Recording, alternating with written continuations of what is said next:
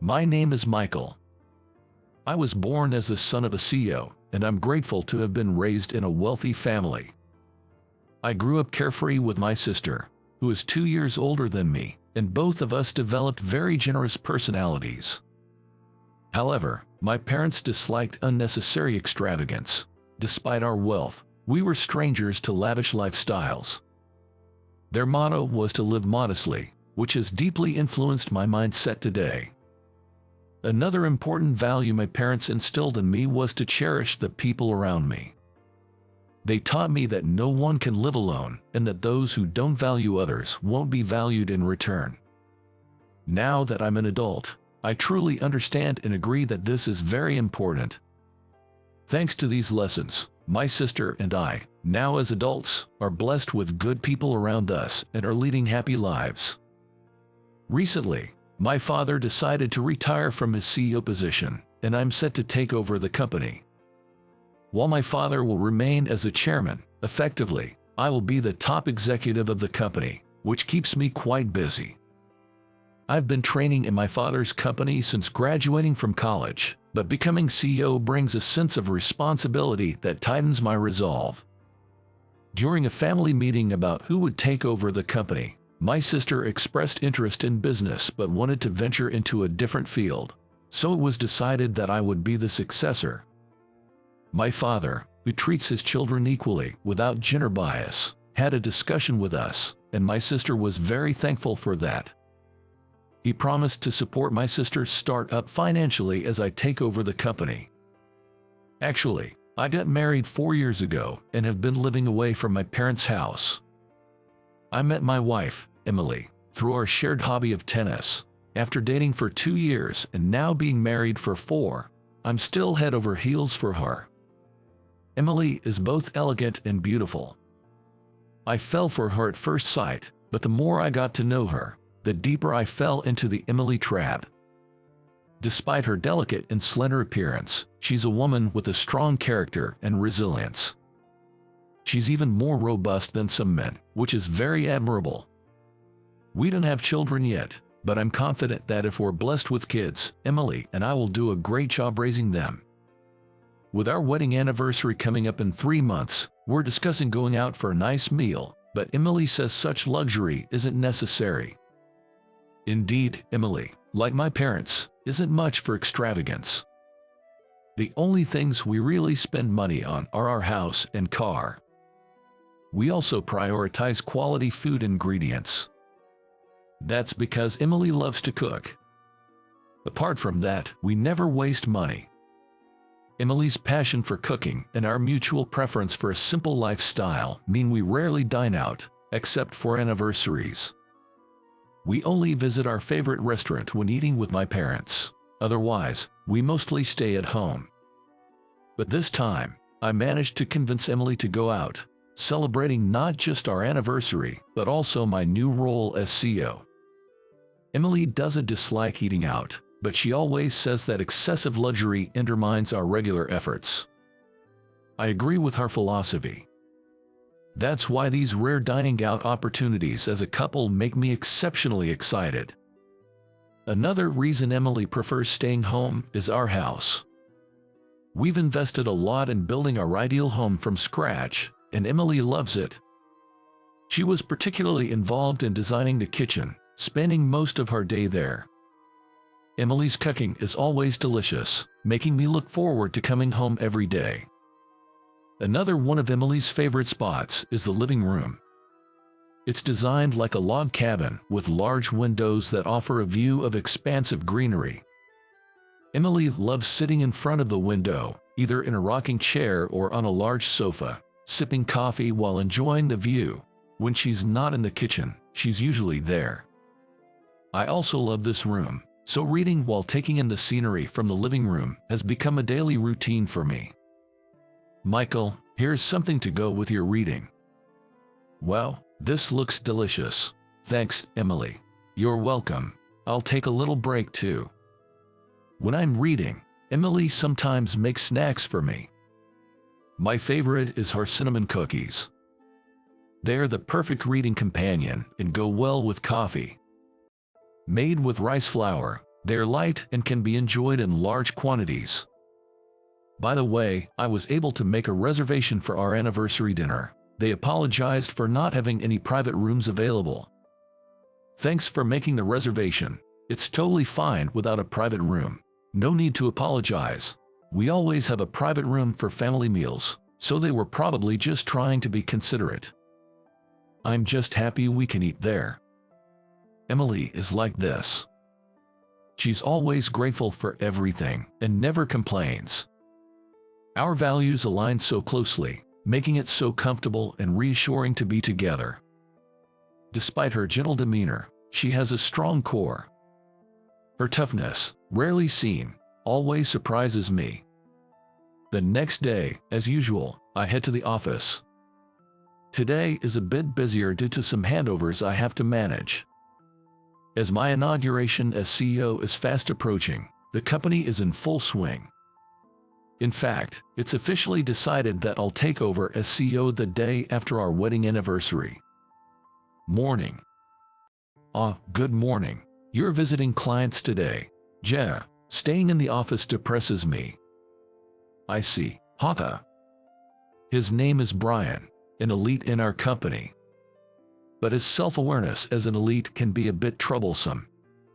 Sure, he's competent, but he constantly belittles others, looking down on them. He's exactly the type I dislike the most. Everyone knows I'm the CEO's son and that I'll soon take over the business. Brian is no exception. I have no intention of using that to my advantage, nor do I want anyone to kowtow to me. But I'm not a fan of Brian's attitude, acting as if his competence entitles him to do whatever he pleases. Displaying such behavior to the future CEO might seem straightforward, but I'll be heading straight home today, so call my cell phone if you need anything. Got it. Brian left the office without greeting anyone else, quickly making his exit.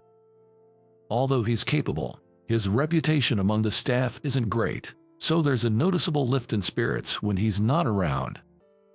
While handling the handover, I probe into Brian's recent behavior.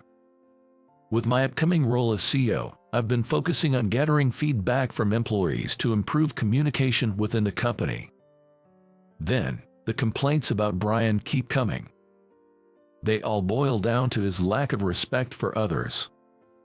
The main grievance is about his domineering attitude. He tells others not to instruct him in his work, causing communication issues and frustration. And his reaction when someone makes a mistake. Instead of offering support, he berates and ridicules, and that's the end of it. He reportedly never gives advice on what could have been done better. Apparently, he believes that advising the weak is pointless since they won't understand, and if they improve based on his advice, it would only get in his way. Isn't that just a terrible attitude? Despite calling others weak, he seems afraid of their potential growth affecting his sales performance. It's quite pitiful. Hearing this, I've resolved to first improve the company's atmosphere once I take office. Harassment will not be tolerated. I need to have a serious talk with Brian. I was thinking, when. Michael, do you have a moment? Dad, what's up? This is unusual.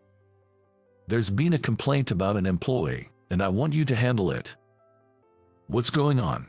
It seems that at this moment, a certain employee can no longer tolerate Brian and filed a complaint against him. While I understand a complaint, it's not as simple as just firing him on the spot. A proper warning and a chance to change his behavior is what a company should provide. I advise the employee to keep a detailed record of any harassment from Brian going forward. And I decided to have a talk with Brian the next day. Brian, can we talk? What? I'm heading out soon. I don't have much time. I informed him about the complaint. Seriously, the incompetent always seek help. No brains otherwise. If they are so upset, they should just try to perform like me. Seriously, I can understand where Brian is coming from. He does have skills. But that doesn't justify hurting others. I made that clear to him. I acknowledge that you're good at your job, and the company values your contribution, but you do understand that doesn't give you the right to hurt others, right? On the contrary, people who don't value others won't be valued themselves, and it could ruin the talent you have. This is a warning, but next time, I may have to be more strict. Yeah, the world is just full of weak people. If everyone were as tough as me, the world would be a better place. Seriously, I'm supporting my family, living luxuriously, and still have money to spare. Everyone else is just too soft. It's up to you how you spend your money. But remember, not everyone shares the same values. Just keep that in mind.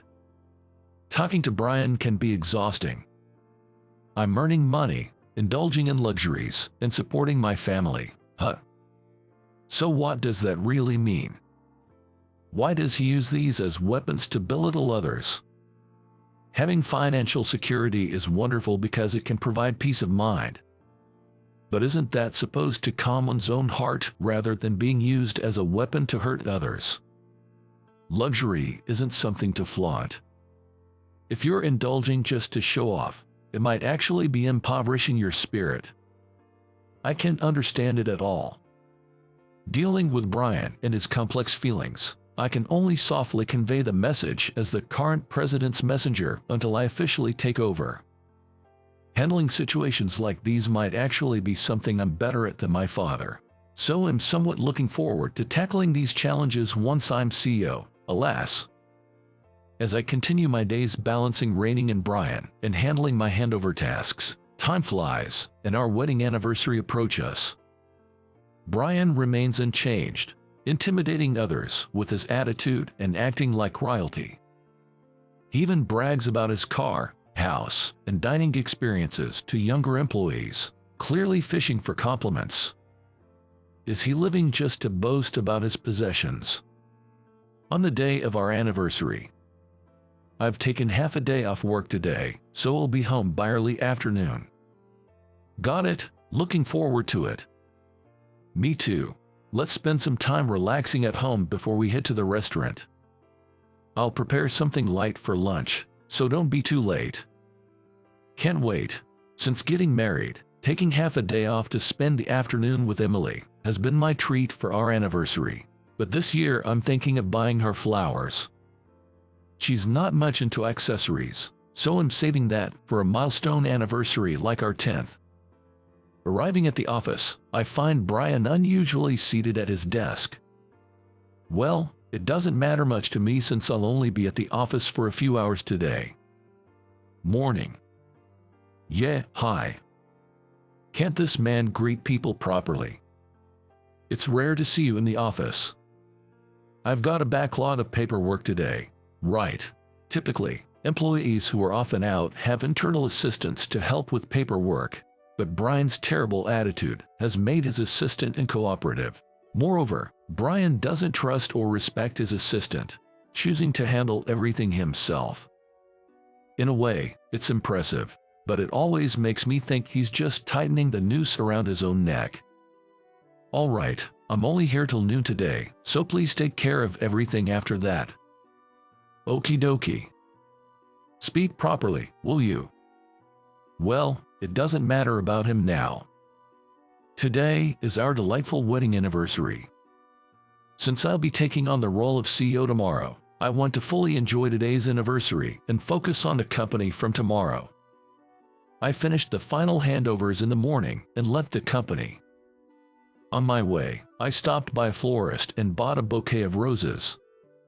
I also picked up a message card. I went into a nearby cafe to complete the card. Exchanging letters on our anniversary is a tradition for us as a couple. We always express our feelings verbally, but it's nice to have them in writing too. I'm home. Here, Emily. Happy anniversary. Thank you for everything. I look forward to many more years together. Well, such beautiful flowers. Michael, thank you. I'm really happy. I look forward to more years together too. We enjoyed the light lunch Emily had prepared and spent the time until our dinner out watching movies, relaxing together. The restaurant we're going to tonight is a high-end establishment that my parents have patronized for generations, so it's a place where we can relax. We usually reserve a private room, but since none were available today, we'll be dining at the counter for the first time. It's a new experience, so I'm looking forward to it. When we arrive at the restaurant at our reservation time, "Hello, good evening." Emily and I were led to the counter. It was raining, so we got a bit wet from the taxi to the restaurant entrance and took off our jackets to sit down. Emily laughed, saying her hairstyle got messed up. We always try to dress nicely and appropriately, but comfort is our priority, so we don't mind a bit if our appearance is a bit disheveled. First, we had some warm coffee. The coffee is warm and comforting.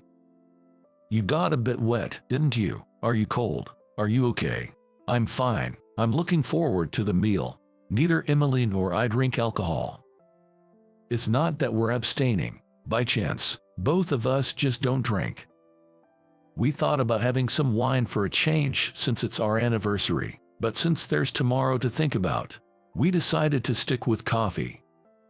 But this coffee isn't just any coffee. It's a specialty coffee from the restaurant, not free. No compromises for our wedding anniversary. The aroma of coffee is softly fragrant and relaxing. We both wish each other happy wedding anniversary and toast with a cup of coffee. While we were toasting with our coffee, a woman was led to the counter seat next to us. No private rooms available. Private rooms are reserved for parties of 2 or more, and unfortunately, they're all booked today. Useless, as always. Give me the usual white wine. A rather high-handed woman took the seat next to us. Although she's seated a couple of seats away, her voice is loud enough for us to hear everything. Looking the other way, I caught Emily's eye.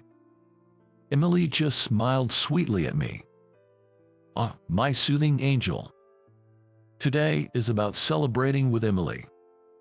I regretted even momentarily paying attention to the woman next seat. "Is this freshly opened?" "Yes, it was opened just today." "Don't underestimate me. I won't accept anything that's not fresh." She's been noisy since she arrived. On our special anniversary, no less. Maybe we should have chosen a different restaurant if we couldn't get a private room. "Emily, sorry we couldn't get a private room." I apologized to Emily in a soft voice. "It's totally fine. Let's enjoy the meal." Emily is smiling and completely unfazed. She truly is an admirable woman. Compared to her, the woman next to us is just like a Brian type of person, interacting with others in a high-handed manner, as if she's some kind of queen. "Excuse me." Yes. This is the worst. She started talking to us. Since it's our go-to restaurant, I can't just ignore another customer, so reluctantly, I turn towards the woman. "You're new here, aren't you? Your aura gives it away." "Not really new here. Haha." She's being outright rude from the get-go. I just want to handle this quickly and end it. "I saw you toasting with coffee earlier. This isn't that kind of place. People without money won't enjoy it here. Everything is high-end." "Your Chardonnay, madam." The server arrived with the wine at the perfect timing, quieting the woman down as she started on her appetizer and wine. I turned to Emily, feeling relieved. "Sorry about this. I wanted us to have a nice time together." "It's okay. Maybe she's just lonely." How endlessly kind can Emily be? Even on our wedding anniversary, when someone else implies we didn't belong, she tries to understand their situation. I need to learn from her. Feeling ashamed of my momentary irritation. Then, our course's appetizer arrived. Delicate and beautifully presented, it brought an involuntary smile to my face. Wow, it's so beautiful. It feels almost a shame to eat such delicate food. True, but we have to eat. More is coming. Right, let's enjoy. The meal, shared with small moments of joy, tastes wonderful. We know this restaurant always serves delicious food, but opting for the chef's course means enjoying the best seasonal ingredients chosen and arranged by the chef. Emily and I always choose this chef's course. How ridiculous. Saying it's a shame to eat sounds like something a poor person would say. Embarrassing. The woman next to us continued with her snide remarks. Though it irked me, I decided to ignore her. Our comment about the food being too good to eat was about its artistic beauty, not reluctance to finish it. Indeed, it's delicious enough to eat endlessly. Let's ignore her. Okay, I don't mind, so it's fine. We whispered to each other. Emily seemed completely at ease enjoying the food, but the staff, knowing us, looked pale. After a while, the woman who had been quiet began to show signs of intoxication. Starting with her second glass of wine, she began to snap at the staff. First, she didn't like the small appetizer. She was persistent about why she wasn't served the same appetizer we were eating. The staff explained several times, politely, that our appetizer was part of the course and couldn't be served individually. Yet, she persisted, claiming her status as a regular. Feeling sorry for the staff, I focused on enjoying the meal with Emily while they dealt with her. Just then, our main course arrived. We had the option to choose between fish or meat, and this time, we opted for meat. Eating top-ranked beef with salt. The sweetness of the fat spreads in the mouth, with salt providing a perfectly balanced accent. It's sublime. It's so delicious I could cry. I'm glad you like it. The food here is always fantastic, isn't it? It's a taste I couldn't possibly replicate. It's very educational and a great experience to enjoy food like this occasionally.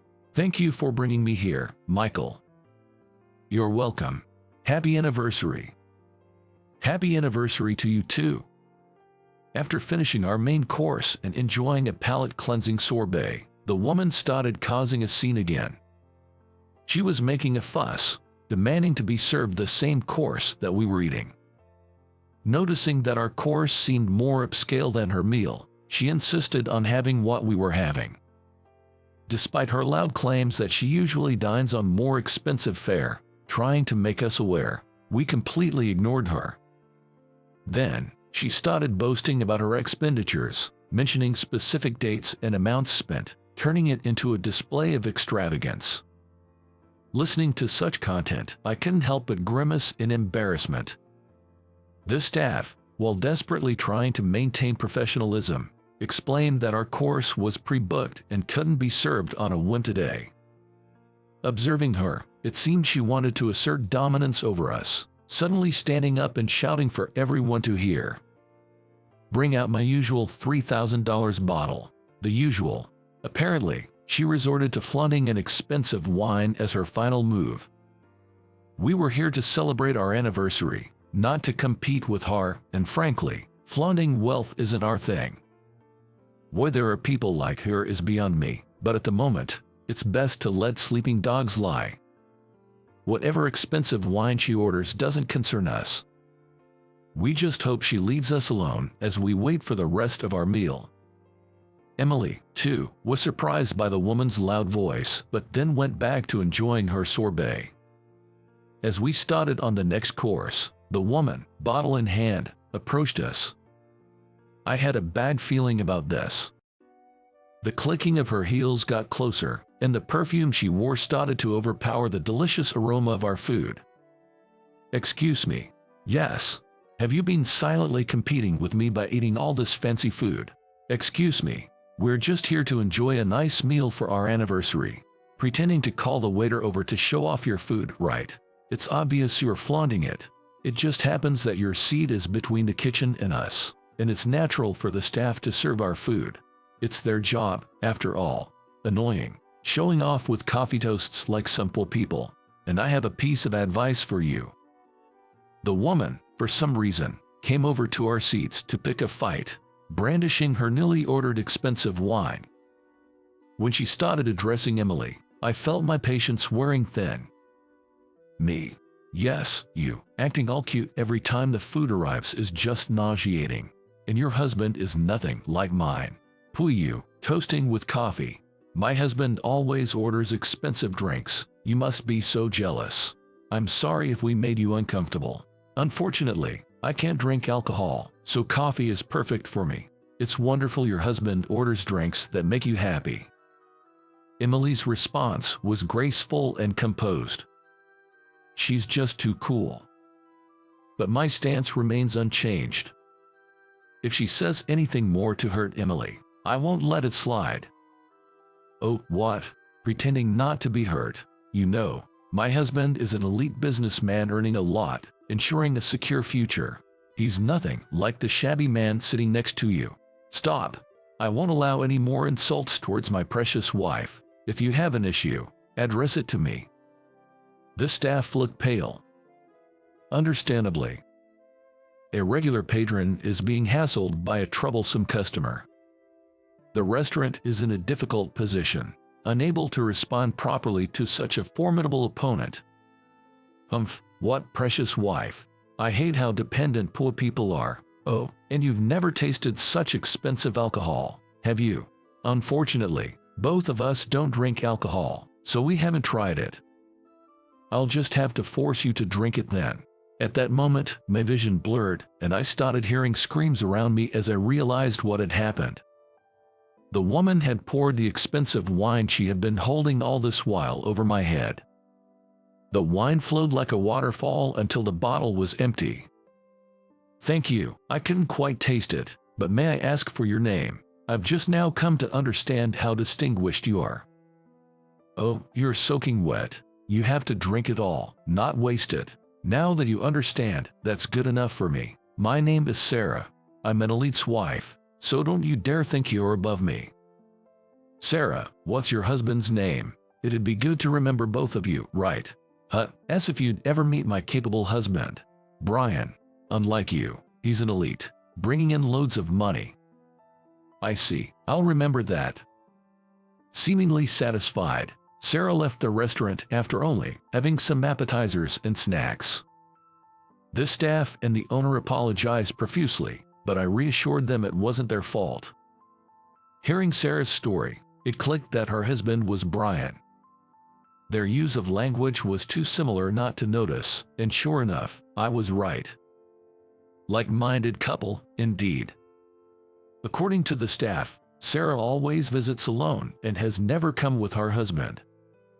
She's known to cause trouble by trying to assert dominance over other customers. Emily laughed, saying, "We really got a show, didn't we?" with a smile. Her calmness is soothing. Despite the incident, since we had finished our meal, we canceled just the dessert, used my jacket, which had stayed dry, as a makeshift cover, and took a taxi home.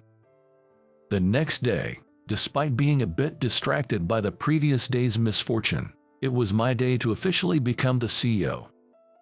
After the inauguration ceremony, I entered the CEO's office. The first thing I decided to do was clear. I prepared all the necessary documents and called Brian to the CEO's office. "Excuse me." "Hi, do you know why you've been called here?" Is it a promotion?" "It's the opposite, actually. I'm letting you go." What? Why?" Brian was taken aback. But I had done my homework thoroughly. After the incident at the restaurant, I had a thorough talk with the staff and the owner. And then came pouring out all the complaints about Sarah. "I happened to meet your wife yesterday." "Sarah, but what does that have to do with me being fired?" "She was quite rude to me, and in the end, poured an entire bottle of wine over my head." After telling Brian about everything that happened yesterday, he turned pale. Sweat poured down his face as he started to tremble. I told Brian to calm down and offered him some water. "I'm so sorry. I'll make sure to talk to my wife. Please don't fire me. It's not just about your wife." "What? Brian, you've been telling your wife to be worthy of someone like you, an elite. To not associate with poor people but to brag about you instead. To always show off your status." That's, well, indeed, Brian had been instructing his wife to strive to match him and to boast about him to the world. I cannot tolerate using our company's name to hurt others. Our company's principle is to always be grateful to those around us. You've strayed too far from that principle, and your behavior at work has been escalating, hasn't it? That's absolutely not true. I've been careful since I was warned. Do you think it's okay as long as you don't say anything? Throwing documents, ignoring people when spoken to, banging on desks, kicking chairs. All of this is considered harassment, and all the employees have been keeping records. We have all the evidence. I didn't know. I was recorded. Brian seemed to think he could avoid harassment allegations by not verbalizing it, but that's not how it works. After losing his ability to speak, Brian became even more aggressive and high-handed. I had all the records sent to me, providing ample grounds for his dismissal. While I couldn't forgive what Sarah did, if Brian hadn't been such a person, perhaps Sarah might have been different. Considering this, I couldn't just leave Brian unchecked. For the company, losing Brian's sales skills was less of a loss compared to losing other valuable employees. I made the decision to fire him in good conscience. Afterwards, Brian accepted his dismissal and left the company. Apparently, he and Sarah had been in a troubled marriage for years, initially marrying for his money. When Brian lost his job, Sarah, having lost interest, filed for divorce. However, Brian, fearing the social stigma of losing his job and getting divorced, refused. Instead, he blamed Sarah for his job loss and filed a lawsuit for compensation. Of course, Sarah refused to pay any alimony, leading to a messy divorce battle. Both were individuals who believed being a part of the elite was their status. Their marriage was more about maintaining appearances than about love. A loveless marriage eroded their souls, with Sarah maintaining her balance by asserting dominance over others and Brian through harassment. While I felt sorry for them, helping them wasn't the company's job. I hoped they would relearn what's truly important in life. As for me, becoming CEO and firing Brian as my first act turned me into a hero among employees. I didn't want to be a hero for firing someone, but I was glad it showed I treated employees fairly. To improve the company's openness, I keep the door to my office open every day. It's to make it easy for anyone to talk to me frankly. However, not many people casually stop by the CEO's office. Still, it's really fun when my colleagues, who used to work alongside me, gather in the CEO's office during lunch break to eat together. My father, now chairman, occasionally joined us for lunch, saying he never experienced such openness during his tenure as CEO. I wanted to preserve my father's teachings while introducing new ideas. Emily continued her usual routine in our home's kitchen and living room. She constantly came up with delicious recipes and let me taste test them, each one amazing. We still didn't dine out much, but considering recent events, staying home felt like the happiest option. Every night, we'd drink coffee by the fireplace, sharing our day's stories. Emily said cooking was her stress reliever and asked me to let her keep doing it, so I planned to indulge her for a while. If she ever got tired of cooking, I wouldn't mind hiring a personal chef. I'm willing to spend money for our happiness. We agreed to value our current happiness and avoid unnecessary expenses. While it meant a modest lifestyle for a while, it was our way of being happy. I'll continue working hard to protect this happiness. We even talked about a stork visiting us soon, giving me more reason to work hard. Until that day comes, Emily and I will enjoy our life together,